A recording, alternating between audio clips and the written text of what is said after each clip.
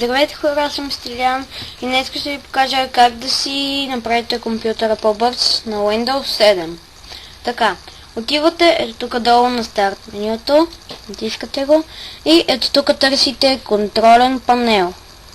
Цъкате го и от тук отивате надолу и ето тук система цъкате. Ви излиза ето това, системата на компютъра. Тук цъкате допълнителни системни настройки и ви излиза това.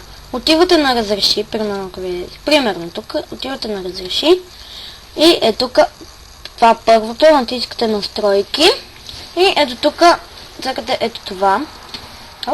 И тук трябва да се махнат всички тикчета. И ето сега натискате OK. Моля, изчакайте, пишем. Сега виждате, че тук ще се промени така, ще стане. И ако искате да си го върнете, така ви е много по-бърз компютъра. Така, ако искате да си го върнете, натискате пак настройки, разреши, тук. И ето това нагласи за най-добрия облик. Нека Windows избере да не е на така, искаме това само да го видя какво е. И ще видя. Това не го натискате, аз искам само да видя. Така, това е добре така. Но иначе да си го върнете настройки и ето тук, ето това второто. Ако искате да си го върнете, ако искате да е по-бързо така, по-бавно така, по-бързо така.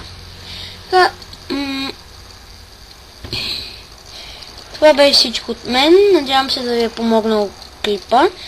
Не знам дали ще стане на другите Windows. Не знам, може да се опитате. Пак предупреждавам, това само може да стане само за Windows 7. Не знам за кой друг Windows става. Това беше всичко от мен.